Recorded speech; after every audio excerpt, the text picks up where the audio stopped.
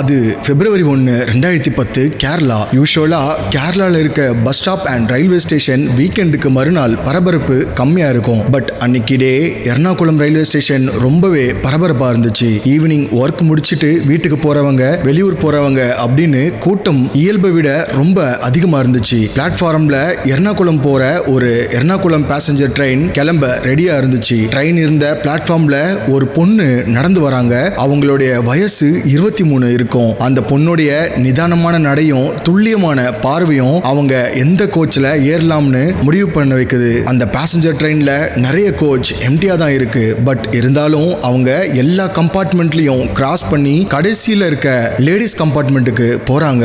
அங்க ஏற்கனவே ரெஜினா அப்படிங்கிற ஒரு லேடி, அவங்களுடைய அம்மா, அவங்களுடைய பொண்ணு, பேத்தி அப்படின்னு ஒரு ஃபேமிலியே அங்க உட்கார்ந்துட்டு இருந்தாங்க. இப்போ போன அந்த பொண்ணும் அவங்க பக்கத்துல உட்கார்றாங்க. ரொம்ப குயிக்கா அந்த ஃபேமிலி கூட இந்த பொண்ணு இன்ட்ரோ ஆகுறாங்க. இந்த பொண்ணு தன்னுடைய நேம் சௌமியா அப்படின்னும் சோரனூர் வரைக்கும் போக போறதாகவும் ரெஜினா கிட்ட சொல்றாங்க. ட்ரெயின் இப்ப கிளம்ப ஆரம்பிக்குது. ட்ரெயின் கிளம்பின கொஞ்ச நேரத்துல திருச்சூர் ஸ்டேஷன் வருது. அந்த பெட்டியில இருந்த நிறைய லேடிஸ் திருச்சூர் ஸ்டேஷன்லயே இறங்கிடுறாங்க. அகைன் ட்ரெயின் கிளம்ப ஆரம்பிக்குது. அப்படி ட்ரெயின் போயிட்டு இருக்கும் போதே அந்த பொண்ணுக்கும் நிறைய போன் கால் வருது. அந்த போன் கால்ல அந்த பொண்ணு தொடர்ந்து சிரிச்சு பேசிக்கிட்டே இருந்திருக்காங்க. அப்படி போன் வராத நேரத்துல இந்த பொண்ணே தான் ரெஜினா ஃபேமிலி கிட்டையும் பேசிட்டு இருந்திருக்காங்க. ரெஜினாவும் அந்த பொண்ணு கிட்ட தொடர்ந்து சந்தோஷமா பேசிட்டு இருக்காங்க. அடுத்ததா உள்ளூர்காரா அப்படிங்கிற ஒரு ஊர் வருது. அங்க ரெஜினாவும் அவங்களுடைய ஃபேமிலியும் கீழே இறங்குறாங்க. கொஞ்ச நேரம் தான் பழகி இருந்தாலுமே ரெஜினா ஃபேமிலிக்கு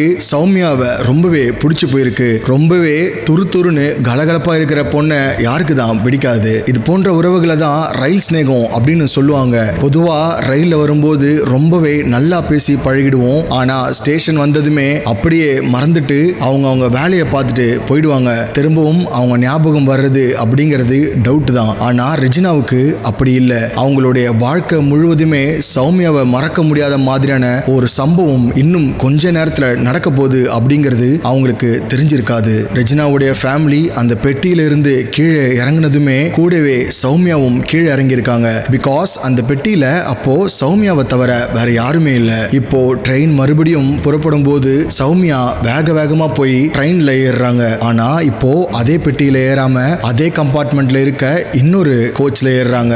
அதாவது ட்ரெயின் கார்டு இருக்கிற பெட்டிக்கு முன்னாடி பெட்டியில இருந்தாங்க. எஸ் அட்வொகேட்ஸ், அந்த கம்பார்ட்மெண்ட்ல 2 லேடிஸ் கோச் இருந்துச்சு. ஆனா சௌமியா இப்ப 2வதா ஏறின அந்த லேடிஸ் கோச்சுமே இவங்களை தவிர வேற யாருமே இல்ல. ட்ரெயின் அங்கிருந்து கிளம்பி கொஞ்ச நேரம் ஆகியிருக்கும். அடுத்த சில நிமிஷத்திலேயே சௌமியா இருந்த அந்த பெட்டியில இருந்து ஏதோ ஒண்ணு கீழே விழுந்த மாதிரி பக்கத்து பெட்டியில படிக்கட்டுல நின்று வேடிக்கை பார்த்துட்டு இருந்த ஒருத்தர் கவனிக்கிறாரு. அப்படி கீழே விழுந்தது ஏதோ ஒரு பொருளோ அல்லது லக்கேஜோ இல்ல, அந்த லேடிஸ் கோச்ல இருந்து கீழே விழுந்தது சௌமியா தான். அது வரைக்கும் ரொம்பவே சந்தோஷமா கலகலப்பா எல்லார்கிட்டயுமே ஜாலியா பேசிட்டு இருந்த சௌமியா திடீர்னு அந்த ட்ரெயின்ல இருந்து கீழே விழுறதுக்கு என்ன காரணம்? அவங்க இருந்த லேடிஸ் கோச்ல இருந்து இன்னொரு லேடிஸ் கோச்சுக்கு அவசரமா போனதுக்கு என்ன காரணம்? அவங்க போன்ல பேசிட்டு இருக்கும்போது கூட எல்லார்கிட்டையும் ரொம்ப சந்தோஷமா தான் பேசிட்டு இருந்தாங்க. அப்படி இருக்கும்போது திடீர்னு ட்ரெயின்ல இருந்து கீழே விழுந்ததற்கு என்ன ரீசன்? சௌமியா தவறி கீழே விழுந்தாங்களா, இல்ல அவங்கள வேற யாராவது வாண்டடா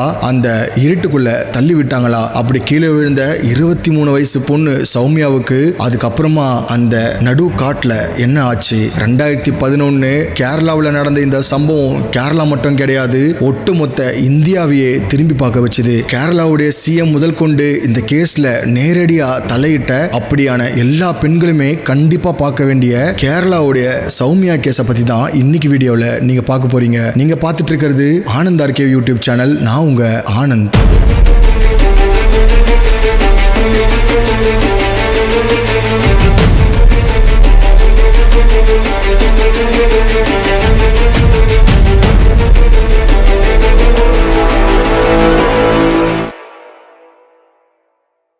காட்ஸ் ஓன் லேண்ட் அப்படின்னு அழைக்கப்படுற கேரளாவில் இருக்கிற மஞ்சக்காட்டு அப்படிங்கிற ஒரு சின்ன ஊர்ல பிறந்தவங்க தான் சௌமியா. அப்பா சின்ன வயசுலயே ஃபேமிலியை விட்டு போயிடுறாரு. அவங்களுடைய அம்மா சிங்கிள் மதரா வீட்டு வேலை செஞ்சு சௌமியாவையும் சௌமியாவுடைய தம்பியையும் கஷ்டப்பட்டு படிக்க வைக்கிறாங்க. சௌமியாவுடைய தம்பி ஒரு வீட்டுல கார் டிரைவரா வேலைக்கு போயிட்டு இருந்தாரு. அவங்களுடைய குடும்பத்துக்கு பெருசா வருமானம் இல்லை அப்படிங்கறதால சௌமியா எர்ணாகுளத்துல இருக்கிற home style interior private limited அப்படிங்கிற ஒரு கம்பெனில சேல்ஸ் கேர்லா ஜாயின் பண்றாங்க. அவங்களுடைய கம்பெனி ப்ரொவைட் பண்ண அந்த அபார்ட்மெண்ட்ல அந்த கம்பெனியோட HR கூட ரூம் ஷேர் பண்ணி தங்கிட்டு இருந்தாங்க. அப்பப்ப லீவு கிடைக்கிற சமயத்துல அடிக்கடி வீட்டுக்கு வந்துட்டு போயிருந்திருக்காங்க. அவங்க கம்பெனில ஒர்க் பண்ணும்போது அவங்க கூட வேலை செய்யறவங்க கிட்ட ரொம்பவே ஜாலியா இருந்திருக்காங்க. அப்படி இருக்கும்போது அவங்களுடைய கம்பெனிக்கு அடிக்கடி வந்துட்டு போற ஒருத்தர் கூட சௌமியாக்கு பழக்கம் ஏற்பட ஆரம்பிக்குது. அந்த பழக்கம் நாளடைவுல காதலா மாறுது. இவங்களுடைய காதல் விவகாரம் 2 வீட்டுக்குமே தெரிய வருது. 2 வீட்லயும் ஒரு சின்ன எதிர்ப்பு கூட சொல்லாம உடனே ஓகே சொல்றாங்க. அவங்களுடைய கல்யாணத்துக்கும் நாள் குறிக்கிறதுக்காகவும் கல்யாணத்தை உறுதிப்படுத்துறதுக்காகவும் February 2, 2013 அன்னைக்கு என்கேஜ்மெண்ட்டை ஃபிக்ஸ் பண்றாங்க. எஸ் அட்வொகேட்ஸ், February 1ஆம் தேதி சௌமியா ட்ரெயின்ல புறப்பட்டு வந்தது அவங்களுடைய என்கேஜ்மெண்ட்டுக்காக தான். அப்படியே தன்னுடைய என்கேஜ்மெண்ட்டுக்காக பல ஆயிரம் கனவுகளை தன்னுடைய மனசுல வச்சுக்கிட்டு ரொம்பவே சந்தோஷமா புறப்பட்டு வந்திருக்காங்க. அடுத்த 10வது நிமிஷத்துல தன்னுடைய சொந்த ஊரான சோரனூர் ரீச் பண்ற சமயத்துல ட்ரெயின்ல இருந்து மர்மமா கீழே விழுந்திருக்காங்க. அவங்க இப்படி கீழே விழுறதுக்கு கொஞ்ச நேரம் முன்னாடி தான் தன்னுடைய அம்மா கூட போன்ல பேசி இருந்திருக்காங்க. இன்னும் கொஞ்ச நேரத்துல நான் வீட்டுக்கு வந்துடுவேன் அப்படின்னு சொல்லியிருக்காங்க. சோரனூர் ரயில்வே ஸ்டேஷன்ல அவங்க வழக்கமா வீட்டுக்கு போற ஆட்டோ டிரைவர் சௌமியாவை பிக்கப் பண்றதுக்காக வெயிட் பண்ணிட்டு இருந்தாரு. ஆனா சௌமியா வராததுனால அந்த ஆட்டோ டிரைவர் அவங்களுடைய வீட்டுக்கு இன்ஃபார்ம் பண்றாரு. உடனே பதட்டம் அடைஞ்சி சௌமியாவுடைய அம்மா அவங்களுடைய பையன் கிட்ட இதை பத்தி சொல்றாங்க. உடனே சௌமியாவுடைய போன் நம்பருக்கு ட்ரை பண்றாங்க. ஆனா போன் சுவிட்ச் ஆஃப் ஆயிருக்கு. ஒருவேளை ஆட்டோ டிரைவர் சரியா கவனிக்கலையோ அப்படின்னு யோசிக்கிறாங்க. அது மட்டும் இல்லாம சௌமியா கடைசியா போன்ல பேசும்போது போன்ல சார்ஜ் கம்மியா இருக்கு அப்படின்னு சொல்லியிருக்காங்க. அதனாலதான் போன் சுவிட்ச் ஆஃப் ஆயிருக்கும் அப்படின்னு யோசிக்கிறாங்க. ஆனா ரொம்ப நேரமாகியும் சௌமியா வீட்டுக்கு வராததுனால அவங்களுக்கு பயம் வர ஆரம்பிக்குது. அவங்களுடைய பதட்டம் அதிகரிக்க ஆரம்பிக்குது. சோரனூர்ல எல்லா இடத்துலயும் தேட ஆரம்பிக்கிறாங்க. ஆனா எங்க தேடியும் கிடைக்காததுனால அன்னைக்கு நைட் 3 மணிக்கு செருத்துருத்தி அப்படிங்கிற ஊர்ல இருக்கிற போலீஸ் ஸ்டேஷன்ல ஒரு கம்ப்ளைண்ட் கொடுக்கறாங்க. போலீஸ் உடனடியா கம்ப்ளைண்ட்டை ரெஜிஸ்டர் பண்ணிட்டு சோரனூர் ரயில்வே ஸ்டேஷன்ல போய் விசாரிக்க ஆரம்பிக்கிறாங்க. அப்படி ரயில்வே ஸ்டேஷன்ல அவங்களுக்கு கிடைச்ச ஒவ்வொரு தகவல்களும் அடுத்தடுத்த விசாரணையில கிடைச்ச தகவல்களும் அவங்கள உச்சக்கட்ட அதிர்ச்சிக்கு கொண்டு போக ஆரம்பிச்சது. சோரனூர் ரயில்வே ஸ்டேஷன்ல இருந்து அதிகாரிகள் என்னென்ன சொன்னாங்கன்னா, முள்ளுக்கார ஸ்டேஷன்ல ட்ரெயின் ஒரு நிமிஷம் நின்று இருக்கு. கொஞ்சம் லேடிஸ் இறங்கி இருக்காங்க. அப்போ அவங்க கூட இந்த பொண்ணுமே கீழே இறங்கி இருக்காங்க. இந்த லேடிஸ் எல்லாருமே போன உடனே இந்த பொண்ணும் கார்டு பெட்டிக்கு முன்னாடி இருக்கிற லேடிஸ் கோச்சில் ஓடி வந்து ஏறி இருக்காங்க. அவங்க வழக்கமா பிளாட்ஃபார்ம்ல ஏறி இறங்கி இருந்தாங்கன்னா இதை யாருமே நோட் பண்ணிருக்க மாட்டாங்க. பட் சௌமியா அந்த பிளாட்ஃபார்முக்கு ஆப்போசிட் சைட்ல இறங்கி இருக்காங்க. அந்த பக்கம் இறங்கினா ரோட்டுக்கு போறதுக்கு ஈஸி அப்படிங்கிறதுனால பிளாட்ஃபார்முக்கு ஆப்போசிட் சைட்ல இறங்கி இருக்காங்க. அவங்க ஆப்போசிட் சைட்ல இறங்கின உடனே ஒரு பொண்ணு ஓடி வந்து லேடிஸ் கோச்சில் ஏறினதை கார்டு பார்த்திருக்காரு. ஆனா இதெல்லாம் ரயில்வே ஸ்டேஷன்ல சகஜம் அப்படிங்கறதால கார்டு அப்போ எதுவுமே பெருசா கண்டுக்கல. அடுத்ததா வள்ளத்தோல் நகர் ரயில்வே ஸ்டேஷன்ல அந்த ட்ரெயின் நின்று இருக்கு. அங்க ட்ரெயின் கொஞ்ச நேரம் ஹால்ட் ஆயிருக்கு. ட்ரெயின் அதுக்கப்புறம் வள்ளத்தோல் ஸ்டேஷன்ல இருந்து கொஞ்சம் கொஞ்சமா மூவ் ஆக ஆரம்பிக்குது. அப்படி ட்ரெயின் புறப்பட்ட கொஞ்ச நேரம் கூட இருக்காது. அப்போ திடீர்னு ஏதோ ஒரு பொண்ணு சத்தம் போடுற மாதிரி கேட்க ஆரம்பிச்சிருக்கு. ட்ரெயினுடைய சத்தத்துல அவங்களுடைய அலறல் சத்தம் பெருசா கேட்கலனாலும் லைட்டா பக்கத்து கம்பார்ட்மெண்ட்ல இருக்கிறவங்களுக்கு அந்த சத்தம் கேட்க ஆரம்பிச்சிருக்கு. இப்போ அந்த பக்கத்து கம்பார்ட்மெண்ட்ல டோர் பக்கத்துல படிக்கட்டுல நின்னு வேடிக்கை பார்த்துட்டு இருந்த ஒருத்தர் ஏதோ ஒரு பொண்ணு அலற சத்தம் கேட்டுச்சு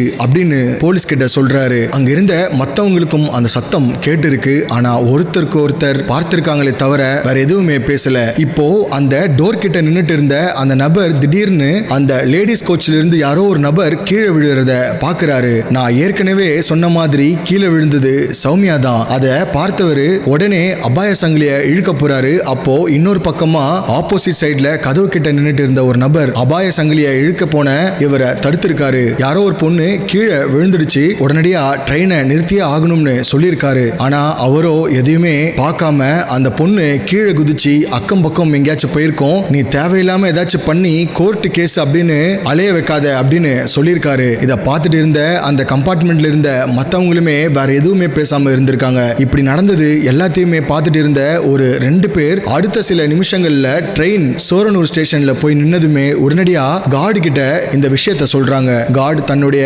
அசிஸ்டன்ட்டை அனுப்பி அந்த லேடிஸ் கோச்சில் போய் செக் பண்ண சொல்றாரு. அவர் போய் பார்த்துட்டு வந்து அங்க சந்தேகப்படுற மாதிரி யாருமே இல்ல அப்படின்னு சொல்றாரு. ஆனா கார்டு அந்த 2 பேரையும் கூட்டிட்டு போய் போய் ஸ்டேஷன் மாஸ்டர் கிட்ட எல்லாத்தையுமே சொல்றாரு. உடனே Shoranur station master Vallathol station மாஸ்டருக்கு இன்ஃபார்ம் பண்றாங்க. அவங்க உடனடியா RPF அனுப்பி அவங்க அடையாளம் சொன்ன இடத்துல போய் செக் பண்ண சொல்றாங்க. அவங்களும் அங்க போய் பக்கத்துல இருக்க லோக்கல் பீப்புள் ஹெல்ப்போட தேட ஆரம்பிக்கிறாங்க. அப்படி அவங்க தேடிட்டு இருக்கும்போது அங்கிருந்த ரயில்வே கிராஸ் ஓவர் லைன்ல ரத்தம் கொட்டி இருந்திருக்கிறத டார்ச் லைட் வெளிச்சத்துல பாக்குறாங்க. அந்த பொண்ணு கீழே விழுந்த இடம் இதுவா தான் இருக்கணும் அப்படின்னு நினைக்கிறாங்க. ரயில்வே கிராஸ் ஓவர் லைன்னா ஒரு ட்ராக்ல இருந்து இன்னொரு ட்ராக்குக்கு ட்ரெயின் வழி மாறி போகக்கூடிய ஒரு கனெக்ஷன் லைன் தான். இவங்க இப்படி தேடிட்டு இருக்கும் போதே லோக்கல் போலீஸ் ஸ்டேஷனுக்கு இன்ஃபர்மேஷன் போகுது. அவங்களும் ஸ்னிஃபர் டாக்ஸோட ஸ்பாட்டுக்கு வராங்க. அப்படி அந்த ஸ்னிஃபர் டாக்ஸ் போன பாதையிலேயே போலீஸ் பின்னாடியே போறாங்க. அந்த மோப்ப நாய்கள் பக்கத்துல இருக்கிற ஒரு சின்ன காட்டு பகுதிக்குள்ள போக ஆரம்பிக்குது. டைம் அப்ப கரெக்டா 10 ஆகியிருக்கும். கொஞ்சம் தூரத்திலேயே சின்னதா ஒரு கூட்டமா மக்கள் நின்றுட்டு இருக்கிறத பாக்குறாங்க. அங்க போய் பார்க்கும்போது ஒரு வெள்ளை வேஷ்டியில சௌமியாவை போத்தி வச்சிருக்காங்க. அவங்கள பார்க்க முடியாத கோலத்துல இருந்திருக்காங்க. உங்களுக்கு புரியும் நம்புறேன். பார்க்கவே முடியாத காட்சியாவும் இருந்தது. கையிலையும் கால்லையும் லேசான அசைவு மட்டும் இருந்திருக்கு. ஆனா சுத்தமா அவங்களுக்கு சுயநினைவு இருக்கிற மாதிரியே தெரியல. அவங்க கிட்ட இருந்து ஒரு வினோதமான சத்தம் மட்டும் வந்துட்டே இருந்துச்சு. அது கிட்டத்தட்ட ஒரு மரண ஓலம் மாதிரி இருந்துச்சு. அவங்களுடைய லங்ஸ் காற்றுக்காக தவிச்சிட்டு இருந்துச்சு. சௌமியா சுவாசிக்க திணற அந்த சத்தம் தான் அப்படி இருந்திருக்கு. பார்க்கறவங்க கண்ணில் தானா கண்ணீர் வர வைக்கிற அளவுக்கு அந்த ஒரு காட்சி இருந்திருக்கு. போலீஸ் என்ன நடந்துச்சு அப்படின்னு அங்க இருக்கிறவங்கள விசாரிக்கும் போது ஒருத்தர் தான் கடைக்கு போயிட்டு திரும்பி வரும்போது ஏதோ ஒரு பொண்ணோட முனங்கல் சத்தம் கேட்டதாகவும் டார்ச் எடுத்துட்டு வந்து பார்க்கும்போது இவங்க பிறந்த மேனில போராடிட்டு இருக்கிறத பார்த்திருக்காரு. வீட்டுக்கு போய் ஒரு வேஷ்டியை எடுத்துக்கிட்டு வந்து போர்த்தி விட்டுட்டு போலீஸுக்கு உடனே இன்ஃபார்ம் பண்ணிட்டு வெயிட் பண்ணிட்டு இருந்திருக்காரு. எத்தனையோ கிரைம் சீனை பார்த்தாலும் இந்த நிலைமையை பார்த்த போலீஸுக்கே ஒரு செகண்ட் கண்ணு கலங்கிருக்கு. உடனடியா அங்க இருக்கிற எவிடன்ஸ் எல்லாத்தையுமே கலெக்ட் பண்ண சொல்லிட்டு ஆம்புலன்ஸுக்கு கூட வெயிட் பண்ணாம அந்த பொண்ணை அப்படியே அந்த வேஷ்டியோட தூக்கிட்டு பக்கத்துல இருக்கிற ரோடுக்கு ஓடி வராங்க. பிகாஸ் அவங்க ரயில்வே ட்ராக் வழியா வந்ததுனால அவங்களுடைய கார் கொஞ்சம் தூரம் தள்ளி நின்றுட்டு இருந்திருக்கு. அதனால ரோட்ல வந்துட்டு இருந்த ஒரு ஜீப்பை வழிமறைச்சு நிறுத்துறாங்க. அந்த ஜீப்பும் போலீஸ் ஜீப் தான். ஆனா அது அப்ப எர்ணாகுளம்க்கு மினிஸ்டருக்காக பைலட் டியூட்டிக்கு போயிட்டு இருந்த ஒரு ஜீப். அந்த பொண்ணுடைய சீரியஸான நிலைமையை பார்த்து அந்த பொண்ணை அந்த ஜீப்லயே ஹாஸ்பிட்டலுக்கு கொண்டு போய் அட்மிட் பண்றதுக்கு அலோ பண்றாங்க. இப்போ ஜீப் பக்கத்துல இருந்த வடக்கஞ்சேரியில இருக்க ஒரு ஹாஸ்பிட்டலுக்கு போகுது. ஆனா சௌமியாவோட கண்டிஷன்ஸை பார்த்த டாக்டர்ஸ் அவங்கள உடனடியா ஊருக்கு கொண்டு போக சொல்லிட்டு இருக்காங்க. அதே பைலட் ஜீப்லயே திருச்சூருக்கு கொண்டு போறாங்க. திருச்சூர்ல இருக்கிற மெடிக்கல் காலேஜ் ஹாஸ்பிட்டல்ல அட்மிட் பண்ண உடனே இமிடியேட்டா ட்ரீட்மெண்ட் ஸ்டார்ட் பண்றாங்க. போலீஸ் மூலமா விஷயத்தை தெரிஞ்சுக்கிட்டு அந்த ஹாஸ்பிட்டலுக்கு வந்த சௌமியாவோட அம்மாவையும் தம்பியையும் அங்கிருந்த யாராலையும் கண்ட்ரோல் பண்ண முடியல. அவங்களுக்கு ஆறுதல் சொல்ல கூட யாருக்கும் தைரியம் வரல. அந்த அளவுக்கு சதிஞ்சு போயிருந்தாங்க. அவங்க அம்மாவுடைய கஷ்டத்தை விவரிக்க வார்த்தைகளே இல்லை அப்படின்னு சொல்லியே ஆகணும். பிகாஸ் விடிஞ்சா பொண்ணுக்கு நிச்சயதார்த்தம். அது வரைக்கும் அவங்களுக்கு சம்பாதிச்சு கொடுத்த அவங்க குடும்ப கஷ்டத்தை தாங்கிட்டு இருந்த பொண்ணுக்கு ஒரு கல்யாணத்தை பண்ணி குடும்பத்தையும் அமைச்சு கொடுத்துடலாம் அப்படின்ற கனவோட நின்றுட்டு இருந்தாங்க. முள்ளுக்கார ஸ்டேஷன்ல ரெஜினாவுடைய ஃபேமிலி இறங்கின உடனே சௌமியா அந்த லேடிஸ் கோச்சில இருந்து இறங்கி இன்னொரு லேடிஸ் கோச்சில் ஏறினாங்க அப்படின்னு சொல்லியிருந்தேன் இல்லையா. அதுக்கு ஒரு காரணம் இருக்கு. வல்லத்தோல் ஸ்டேஷன்ல ட்ரெயின் கொஞ்ச நேரம் ஹால்ட் ஆகி நின்று இருக்கு. அப்படி ட்ரெயின் ஹால்ட் ஆகி நின்றுட்டு இருந்த சமயத்துல சௌமியா கீழே இறங்குறத பார்க்க போற அந்த நபர் கம்பார்ட்மெண்டோடைய படிக்கட்டு கிட்ட நின்று வேடிக்கை பார்த்துட்டு இருந்தவர் தான். அப்போ அவருக்கு பின்னாடி இருந்து யாரோ அவருடைய தோலை தட்டுற மாதிரி தெரிஞ்சிருக்கு. உடனே திரும்பி பார்க்கிறாரு. அங்க அவரு பார்த்தது இடது கை ஊனமான ஒருத்தர் வழிவிட சொல்லி இருக்காரு. இவரு வழிவிட்டதுமே அந்த ஊனமானவர் ஏதோ ஒரு பேரை சொல்லி கத்துக்கிட்டே சௌமியா இருக்கிற அந்த லேடிஸ் கோச் பக்கம் போறாரு. ஆனா ட்ரெயின் கிளம்புறதுக்கு கொஞ்ச நேரத்துக்கு முன்னாடியே திரும்பவும் வந்து இதே கம்பார்ட்மெண்ட்ல ஏறியும் இருக்காரு. ட்ரெயின் இப்போ அங்கிருந்து கிளம்பி இருக்கு. அடுத்த சில நிமிஷத்துல சௌமியா ட்ரெயின்ல இருந்து கீழே விழுந்திருக்காங்க. அப்படி சௌமியா கீழே விழுந்த சில நிமிஷத்துல மெல்லமா ஒரு உருவம் வெளியே வந்து அந்த கோச்சோடைய படிக்கட்டுல நிக்கிறத பார்த்திருக்காரு. அப்படியே அந்த ஸ்டெப்ஸ்ல இருந்து மெல்லமா இறங்கின அந்த உருவம் அப்படியே போயிட்டு இருக்கிற அந்த ட்ரெயின்ல இருந்து கீழே குதிச்சிருக்கு. எஸ் அட்வொகேட்ஸ், ட்ரெயின் 15 கிலோமீட்டர் வேகத்துல தான் போயிருந்திருக்கு. பிகாஸ் அங்க ஒரு ரயில்வே கிராஸ் ஓவர் இருந்திருக்கு. அப்படி கீழே குதிச்ச உடனே தான் அவர் கவனிக்கிறாரு அந்த உருவத்தோடைய ஒரு கை ஊனமா இருந்திருக்குன்னு. சோ அந்த உருவம் வல்லத்தோல் ஸ்டேஷன்ல கீழே இறங்கி லேடிஸ் கோச் பக்கமா ஒரு பேரை சொல்லி கத்திட்டே போனான்னு சொல்லியிருந்தேன் இல்லையா. அதே ஊனமான நபர் தான் அப்படின்னு படிக்கட்டுல இருந்தவர் கன்ஃபார்ம் பண்றாரு. இப்போ போலீஸ் இன்வெஸ்டிகேஷன் ரொம்பவே தீவிரப்படுத்துறாங்க. ட்ரெயின்ல அந்த லேடிஸ் கோச்சில் சல்லடை போட்டு தேட ஆரம்பிக்கிறாங்க. அப்போ அந்த லேடிஸ் கோச்சில் அங்க ரத்தம் சிந்தி இருக்கிறதையும் நோட் பண்றாங்க. ஆல்சோ உடைஞ்சு போய் கீழே விழுந்திருந்த பட்டன்ஸ், தலைமுடி, ஹேர் கிளிப்ஸ்னு கிடைச்ச எல்லா எவிடன்ஸையும் கலெக்ட் பண்றாங்க. சௌமியாவை செக் பண்ண டாக்டர்ஸ் அவங்களுக்கு அடிப்பட்ட கொஞ்ச நேரம் கழிச்சு தொடர்ந்து 6 முறை ஒவ்வொரு இடைவெளியும் விட்டு அவங்கள சதைச்சிருக்காங்க அப்படின்னு சொல்லியிருக்காங்க. அவங்களோட வாய் பகுதியும் தொண்டை பகுதியும் வீக்கம் அதிகமா இருக்கிறதையும் டாக்டர்ஸ் சொல்லியிருக்காங்க. ட்ரெயின்ல இருந்து கீழே விழுந்து அடிப்பட்டதால அவங்களுடைய பிரெயின் அவங்களுடைய ஃபேஸ் எல்லாமே ரொம்பவே பாதிக்கப்பட்டிருக்கணும்னு சொல்றாங்க. இப்ப இந்த குற்றவாளிக்கு எதிராக போலீஸ்க்கு கிடைச்ச ஒரே ஒரு ஆதாரம் அவன் ஒரு கை ஊனமுற்றவன் அப்படிங்கிறது தான். ஆல்சோ அவன் தமிழ்ல பேசிக்கிட்டு ட்ரெயின்ல பிச்சை எடுத்துட்டு இருந்தான் அப்படிங்கிறதையும் போலீஸ் இன்வெஸ்டிகேஷன்ல தெரிஞ்சுக்கிறாங்க. ஸோ போலீஸ் அந்த ஏரியால இருக்கிற பிச்சை எடுக்கிற எல்லா நபர்களையும் கூப்பிட்டு வந்து விசாரிக்க ஆரம்பிக்கிறாங்க. அப்போ அவங்களும் ஆமா ஒரு கை ஊனமான ஒருத்தன் தமிழ்நாட்டுக்காரன் இந்த ஏரியால தான் பிச்சை எடுத்துட்டு இருக்கான், அவன் பிச்சை மட்டும் எடுக்க மாட்டான், அவன் கிட்ட இருக்கிற கத்தியை காட்டி மிரட்டி பணமும் பறிப்பான் அப்படின்னு சொல்லியிருக்காங்க. உடனே கேரளா போலீஸ் தமிழ்நாட்டு போலீஸை கான்டாக்ட் பண்ணி ஒரு கை ஊனமான பிச்சை எடுக்கிற மாதிரியான குற்றவாளிகள் ஏதாவது இருக்காங்களா அப்படின்னு தகவல் சேகரிக்க ஆரம்பிக்கிறாங்க. இப்போ தமிழ்நாடு போலீஸும் கேரளா போலீஸ்க்கு ஒரு கிரிமினலுடைய போட்டோவை அனுப்பி வைக்கிறாங்க. அந்த போட்டோவை அங்க இருக்கிற பிச்சைக்காரங்க கிட்ட காமிக்கும் போது ஆமா இவனே தான் அப்படின்னு சொல்லி மற்ற பிச்சைக்காரங்களும் கன்ஃபார்ம் பண்ணிருக்காங்க. உடனடியா அவனுடைய போட்டோவை அங்க இருக்கிற எல்லா போலீஸ் ஸ்டேஷனுக்கும் அனுப்புறாங்க. அதாவது பிப்ரவரி 2, 2011 அன்னைக்கு நைட், இன்னும் சொல்லணும்னா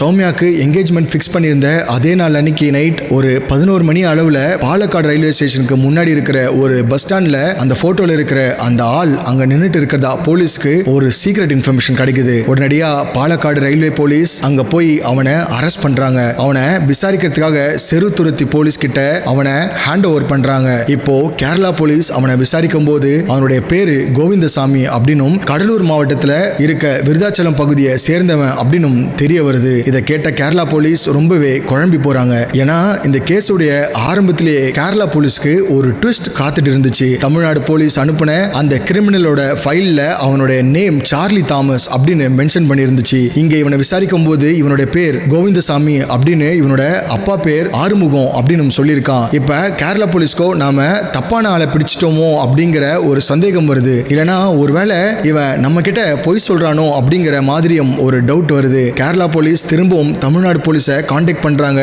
ஆனா தமிழ்நாடு போலீஸோ இல்ல அவனோட பேர் கண்டிப்பா சார்லி தாமஸ் தான் அப்படின்னு உறுதியா சொல்லியிருக்காங்க. கேரளா போலீஸ் இன்னுமே தீவிரமா அவனை போலீஸோடைய ஸ்டைல்ல விசாரிக்க ஆரம்பிக்கிறாங்க. அப்பதான் அவங்களுக்கு ஒரு விஷயம் தெரிய வருது. அவன் கிட்ட ஏமாந்தது கேரளா போலீஸ் கிடையாது, தமிழ்நாடு போலீஸ் அப்படின்னு. எஸ் அட்வொகேட்ஸ், அவனோட உண்மையான பெயர் கோவிந்தசாமி தான். இத்தனை வருஷமா தமிழ்நாடு போலீஸையும் கோர்ட்டையும் சார்லி தாமஸ் அப்படிங்கிற பேர்ல ஏமாத்திட்டு இருந்திருக்கான். அவன் பேர்ல தமிழ்நாட்டில் மட்டும் 8 கேஸ் இருக்கிறதையும் கன்ஃபார்ம் பண்ணிருக்காங்க. அது எல்லாத்தையுமே சார்லி தாமஸ் அப்படிங்கிற பேர்ல தான் இருந்திருக்கு. போலீஸ் உடனே தீவிர விசாரணையை அவன் மேல நடத்துறாங்க. அந்த விசாரணையில அவன் என்ன சொன்னானா, வழக்கமா அவன் பிச்சை எடுத்து தன்னோட பழப்ப ஓட்டிட்டு இருந்திருக்கான். அப்படி பிச்சை போடாதவங்க கிட்ட கத்தியை காட்டி அவங்க கிட்ட வழிப்பறி பண்ணி தன்னுடைய வயித்தை கழுவிட்டு இருந்திருக்கான். தமிழ்நாடு போலீஸ்ல இருந்த கிரைம் ரெக்கார்ட்ஸும் அதை கன்ஃபார்ம் பண்ணிருக்கு. ஆனா இப்போ இந்த சௌமியா கேஸை பத்தி விசாரிக்கும் போது எனக்கும் இந்த கேஸுக்கும் எந்த சம்பந்தமும் இல்லை அப்படின்னு சாதிக்க ஆரம்பிக்கிறான். ஆனா போலீஸோட ட்ரீட்மெண்ட்டை தாக்கு பிடிக்க முடியாம கொஞ்சம் கொஞ்சமா உண்மையை ஒத்துக்க ஆரம்பிக்கிறான். அப்படி அவன் சொன்ன விஷயங்கள் ஒரு மிருகம் கூட செய்யாது, ஆனா அவன் செஞ்சிருக்கான். அப்படி அவன் கன்ஃபெஷன்ல சொன்னது இதுதான். சம்பவம் நடந்த அந்த நாள் அவனுமே ட்ரெயின்ல டிராவல் பண்ணிட்டு இருந்திருக்கான். யாராவது இன்னைக்கு தனியா மாட்டுவாங்களா அப்படின்னு நோட்டம் விட்டுருக்கான். அப்போ லேடிஸ் கோச்சில் கூட்டம் கம்மியா இருக்கிறதையும் நோட் பண்ணியிருக்கான். இந்த வீடியோவை பார்த்துட்டு இருக்க பெண்கள் கண்டிப்பா இதெல்லாம் மனசுல வச்சுக்கோங்க. அப்படி அவன் வடக்கஞ்சேரியில லேடிஸ் கோச்சுக்கு வெளியே நின்று உள்ளுக்குள்ள யாரெல்லாம் இருக்காங்க அப்படின்னு நோட் பண்ணிட்டு இருந்திருக்கான். ஒரு ஸ்டேஷன்ல பால் வாங்கறதுக்காக இறங்கின ரெஜினாவும் இதை நோட் பண்ணியிருக்காங்க. பால் வாங்கிட்டு வந்து கோச்சில் ஏறின ரெஜினா அவனை பார்க்கறதுக்கு ரொம்பவே ஸ்ட்ரேஞ்சா இருக்கு அப்படின்னு தன்னுடைய அம்மா கிட்டையும் சௌமியா கிட்டையும் ஆல்ரெடி சொல்லியிருக்காங்க. அதனாலதான் அந்த கோச்சில் இருந்து எல்லா லேடிஸும் இறங்கினதுக்கு அப்புறமா சௌமியாவும் இறங்கி போய் வேற ஒரு கோச்சில் ஏறி இருக்காங்க. ஆனா துரதிருஷ்டவசமா அந்த இன்னொரு லேடிஸ் கோச்சிலையுமே யாருமே இல்லை. இந்த கேஸ் பத்தியும் சௌமியா போட்டோவை நியூஸ் பேப்பர்ல பார்த்தும் தான் ரெஜினா ஷாக் ஆயிருக்காங்க. ரெஜினா நியூஸ் பேப்பர்ல இதை பார்த்த உடனே அவங்க செஞ்ச முதல் வேலை போலீஸ் கிட்ட போனது. அப்படி போலீஸ் கிட்ட போய் வடக்கஞ்சேரியில அவங்க பால் வாங்கினதுக்காக கீழே இறங்கினப்ப இவனை தான் பார்த்ததாகவும் லேடிஸ் கோச்சுக்கு வெளியே நின்னுட்டு உள்ள இருந்த சௌமியாவை இவன் முறைச்சு பார்த்துட்டு இருந்ததாகவும் சொல்லியிருக்காங்க. ரெஜினா சௌமியாவை எச்சரிக்கையா இருக்கும்படி வார்ன் பண்ணியிருக்காங்க. இதே விஷயத்த ரெஜினா கோர்ட்ல வந்தும் பதிவு பண்ணியிருக்காங்க. சோ வடக்கஞ்சேரியில சௌமியாவை தன்னுடைய டார்கெட்டா பிக்ஸ் பண்ணியிருக்கான். வள்ளத்தோள் நகர் ஸ்டேஷன்ல யாரையோ தேடுற மாதிரி லேடிஸ் கோச் பக்கமா வந்து சௌமியாவை தேட ஆரம்பிச்சிருக்கான். ஆனா அந்த பெட்டியில சௌமியா இல்ல அப்படிங்கறத பார்த்து அதிர்ச்சியான அவன் அடுத்து இருந்த இன்னொரு லேடிஸ் கோச்ல சௌமியா இருக்கிறத கவனிச்சிருக்கான். இப்ப எதுவுமே தெரியாத மாதிரி எல்லாருமே பாக்குற மாதிரி அவன் இருந்த கம்பார்ட்மெண்ட்லயே திரும்ப ஏறி நான் இந்த கம்பார்ட்மெண்ட்ல தான் இருக்கேன் அப்படின்றத யூசுவலா பதிவு பண்ணியிருக்கான். ஆனா வள்ளத்தோள் நகர் ஸ்டேஷன்ல இருந்து ட்ரெயின் மூவ் ஆகும்போது யாருக்குமே தெரியாம அவன் இருந்த கம்பார்ட்மெண்ட்ல இருந்து இறங்கி போய் சௌமியா இருந்த அந்த லேடிஸ் கோச்சுக்கு ஏறி இருக்கான். சோ இவனை பார்த்த உடனே சௌமியா பதட்டமாயிருக்காங்க. இவன் உடனே சௌமியா பக்கத்துல போயிருக்கான். சௌமியா அந்த பெட்டிக்குள்ள அங்கேயும் இங்கேயுமா ஓட ஆரம்பிச்சிருக்காங்க. ஆனா அந்த ஒரு சின்ன பெட்டிக்குள்ள எவ்வளவு நேரம் தான் அவங்களால தப்பிக்க முடியும். சோ ஈஸியா இவன் அவங்கள பிடிச்சிடுறான். அப்படி பிடிச்சதுக்கு அப்புறமா அவங்க தலைமுடியை பிடிச்சு அந்த ரயில் பெட்டியிலேயே ரிப்பீட்டடா இடிச்சிருக்கான். ஐயோ அம்மா காப்பாத்துங்க அப்படின்னு சத்தம் போட ஆரம்பிச்சாங்க. அந்த சத்தம் பக்கத்துல இருக்கிற கம்பார்ட்மெண்ட்ல இருந்தவங்களுக்கு மட்டும் இல்ல, அந்த சமயத்துல ட்ரெயின் போயிட்டு இருந்த அந்த ட்ராக் ஓரமா இருந்த வீடுகள் வரைக்கும் கேட்டிருக்கு. அது அவங்க போலீஸ் விசாரணையிலும் சொல்லியிருக்காங்க. இப்படி சத்தம் கேட்கும் போது பக்கத்துல இருந்த கம்பார்ட்மெண்ட்ல கொஞ்சம் மனிதாபிமானம் காட்டியிருந்தாங்கன்னா, அந்த அபாய சங்கிலியை இழுத்து இருந்தாங்கன்னா கண்டிப்பா அவங்கள காப்பாத்தி இருக்க முடியும். ஆனா அவங்களோ கோர்ட்டு கேஸ் அப்படின்னு சொல்லி பயந்ததால இந்த சம்பவம் நடக்கிறதுக்கு அவங்களும் ஒரு காரணமா இருந்திருக்காங்க. அவங்களோட அலறலை கேட்டு தன்னுடைய முழு பலத்தையுமே யூஸ் பண்ணி திரும்ப திரும்ப இடிச்சிருக்கான். இப்படியே திரும்ப திரும்ப இடிச்சுக்கிட்டே இருக்கான். ஒரு கட்டத்துல அவங்களும் மயக்கமாறாங்க. ட்ரெயின் இன்னும் சில நிமிஷத்துல அடுத்த ஸ்டேஷனுக்கு போயிரும் அப்படிங்கறத தெரிஞ்சுக்கிட்டு அவங்கள அந்த பெட்டியில இருந்து தள்ளி விடுறான். அப்பதான் பின்னாடி கம்பார்ட்மெண்ட்ல படிக்கட்டுல நின்று வேடிக்கை பார்த்துட்டு இருந்த அந்த நபர் இதை பார்த்திருக்காரு. அதுக்கப்புறமா இவனும் மெதுவா இறங்க ஆரம்பிச்சிருக்கான். அது ரயில்வே கிராஸ் ஓவர்னால ட்ரெயின் 15 கிலோமீட்டர் வேகத்தில் தான் போயிருந்திருக்கு அப்படின்னு சொல்லியிருந்தேன் இல்லையா. அப்ப அங்க இருந்த ட்ராக் ஓரமா இவனும் குதிச்சிருக்கான். அப்ப அங்க அடிபட்டு கிடந்த சௌமியாவை பார்த்து கொஞ்சம் கூட பரிதாபமே படாம பக்கத்துல இருக்கிற காட்டுக்குள்ள இழுத்துட்டு போயிருக்கான். அங்க ஒரு மறைவான இடத்துக்கு போய் அவன் எல்லாத்தையும் கழட்டி தூக்கி எறிஞ்சிட்டு ஒரு மிருகத்தை விட கேவலமா அவனோட காம வெறிய தணிச்சிருக்கான். அவனுடைய வெறி தணிஞ்சதுமே அவங்க கிட்ட இருந்த ஒரே ஒரு விலை உயர்ந்த பொருளான செல்போன் எடுத்துக்கிட்டு ஹேண்ட்பேக்கை அங்கேயே விட்டுட்டு அங்கிருந்து தப்பிச்சு போயிருக்கான். இவன் அப்படி அங்க இருந்த பக்கத்து பஸ் ஸ்டாப்புக்கு போகும்போது அங்க இருந்த சில பேர் இவனை கவனிச்சிருக்காங்க. பட்டன் இல்லாத சட்டையும் பார்த்திருக்காங்க. இவன் ஒரு பிச்சைக்காரன் அப்படிங்கறதாலையும் குடிச்சிட்டு எங்கேயாவது கீழே விழுந்து எந்திரிச்சு வந்திருக்கலாம் அப்படின்னு நினைச்சிட்டு எதுவுமே கேட்காம விட்டுருக்காங்க. அங்கிருந்து பாலக்காடு போனவன் அடுத்த நாள் நைட் பாலக்காடு ரயில்வே ஸ்டேஷனுக்கு முன்னாடி இருக்கிற பஸ் ஸ்டாண்ட்ல நின்றுட்டு இருக்கும் போதுதான் போலீஸ் அவனை அரெஸ்ட் பண்ணிருக்காங்க. ஒரு பக்கம் அவன் கிட்ட விசாரணை போயிட்டு இருந்த அதே சமயத்துல இந்த பக்கம் சௌமியாவுக்கு கண்டினியூஸா ட்ரீட்மெண்ட் மட்டும் போயிட்டு இருக்கு. சௌமியாவுக்கு ஆபரேஷன் பண்றாங்க. எவ்வளவுதான் ட்ரீட்மெண்ட் கொடுத்தாலும் கொஞ்சம் கூட இம்ப்ரூவ்மெண்ட் இல்ல. சீக்கிரமா குணமாயிடுவா, சுயநினைவுக்கு வந்துருவா. இன்னொரு நல்ல நாள் பார்த்து சௌமியாவுக்கு என்கேஜ்மெண்ட் வச்சுக்கலாம், சீக்கிரமே கல்யாணம் பண்ணிடலாம் அப்படின்னு எதிர்பார்த்துட்டு இருந்த சௌமியாவுடைய அம்மா, சௌமியாவோட வருங்கால கணவர், சௌமியாவோட தம்பி அப்படின்னு எல்லாத்தையுமே தவிக்க விட்டுட்டு 2011 பிப்ரவரி 6ஆம் தேதி மதியம் 3 மணிக்கு சௌமியா நிரந்தரமா கண்ணை மூடுறாங்க. அந்த 6 நாள் ட்ரீட்மெண்ட்ல அவங்க வாயை திறந்து கூட ஒரு வார்த்தை பேசல. ஆனாலும் எப்படியாவது பொழைச்சு வருவான்னு ஆசை அவங்களோட கண்ணில் தெரிஞ்சிருக்கு. ஆனா மற்றவங்க எதிர்பார்ப்பு மட்டுமில்ல, எப்படியாவது பொழைச்சு வந்துடணும் அப்படிங்கிற சௌமியாவுடைய எதிர்பார்ப்புமே நிறைவேறல. ஆனா சௌமியா கேஸ்ல இதுக்கப்புறமா நடந்த ஒரு சம்பவம் தான் யாராலையும் ஜீர்ணிக்கவே முடியாத ஒரு விஷயமா இருந்துச்சு. இப்போ கோவிந்தராஜ் மேல இருந்த வழிப்பறி, பாலியல் வழக்கு, கொலை வழக்குன்னு எல்லாத்தையும் சேகரிக்கிறாங்க. இந்த கேஸை விசாரிக்க திருச்சூர் ஃபாஸ்ட் ட்ராக் கோர்ட் 8 மாசத்திலேயே, அதாவது அக்டோபர் 1, 2011 இந்த வழக்கோட எல்லா விசாரணையும் முடிச்சு நவம்பர் 10, 2011 அன்னைக்கு கோவிந்தராஜுக்கு மரண தண்டனையை கொடுக்கறாங்க. ஆனா ரொம்ப சந்தோஷப்படாதீங்க, கொஞ்சம் வெயிட் பண்ணுங்க. இவனுக்கு மரண தண்டனை வந்ததுமே இவனுடைய ரியாக்ஷன் என்ன தெரியுமா? ரொம்பவே கூலா, கொஞ்சம் கூட பதட்டமே ஆகாம, தன்னுடைய மரண தண்டனையை கேட்டு ஷாக் ஆகாம பக்கத்துல இருந்த போலீஸ் கிட்ட தனக்கு ஒரு டீயும் பன்னும் வாங்கித்தாங்க அப்படின்னு கேட்டிருக்கான். ஒரு பொண்ணை இப்படி பண்ணிட்டோமே அப்படிங்கிற குற்ற உணர்ச்சி கொஞ்சம் கூட இல்லாம தன்னுடைய தீர்ப்பை எதிர்த்து ஹைகோர்ட்ல அப்பீல் பண்றான். ஆனா ஹைகோர்ட் இவனுடைய மரண தண்டனையை உறுதிப்படுத்துது. அப்புறம் இவன் மறுபடியும் சுப்ரீம் கோர்ட்டுக்கு போறான். ஆனா சுப்ரீம் கோர்ட்டுடைய தீர்ப்பு தான் யாருமே எதிர்பார்க்காத ஒரு வகையில அமைஞ்சது. சுப்ரீம் கோர்ட் தீவிர விசாரணைக்கு அப்புறம் தூக்கு தண்டனையை ரத்து பண்ணி 7 வருடம் சிறை தண்டனையா மாத்துறாங்க. இதை கேட்டதுமே உங்களுக்கு கோபம் வருதா? உங்களுக்கு மட்டும் இல்ல, இந்த தீர்ப்பை கேட்ட ஒட்டுமொத்த கேரளாவுமே பயங்கரமா கொந்தளிக்க ஆரம்பிச்சாங்க. அப்போ கேரளாவுடைய சிஎம் ஆக இருந்த பினராயி விஜயன் இது ஒரு தண்டனையே இல்ல, இல்லை அப்படின்னு சொல்லியிருந்தாரு. இதை கேட்ட கோர்ட்டை எதிர்த்து யாருமே எதுவும் சொல்லக்கூடாது. கோர்ட்டுடைய முடிவு என்னவோ அதுதான் சரியான முடிவா இருக்க முடியும். கோர்ட் என்ன சொல்லுதோ அதை ஓகே தான் சொல்லி ஆகணும். அடுத்ததா சௌமியா அம்மாவும் கேரளா கவர்மெண்ட்டும் ஒரு ரிவ்யூ பெட்டிஷனை போடுறாங்க. அதுவும் ரிஜெக்ட் ஆகுது. சௌமியாவை இப்படி ட்ரெயின்ல இருந்து கீழே தள்ளிவிட்டு கொடூரமா இப்படி ஒரு சம்பவத்தை பண்ண கோவிந்தராஜனுக்கு அவனுடைய மரண தண்டனையை 7 வருட சிறை தண்டனையா மாத்திருக்காங்க. சோ என்னதான் சுப்ரீம் கோர்ட் இவனுக்கு 7 வருடம் ஜெயில் தண்டனை கொடுத்தாலும் கடவுளோட நீதிமன்றத்தில் இவனுக்கு எந்த மாதிரியான தண்டனை கொடுத்தா கரெக்டா இருக்கும்னு நீங்க நினைக்கிறீங்க அப்படின்ற உங்களோட கருத்தை மறக்காம கமெண்ட்ல சொல்லுங்க.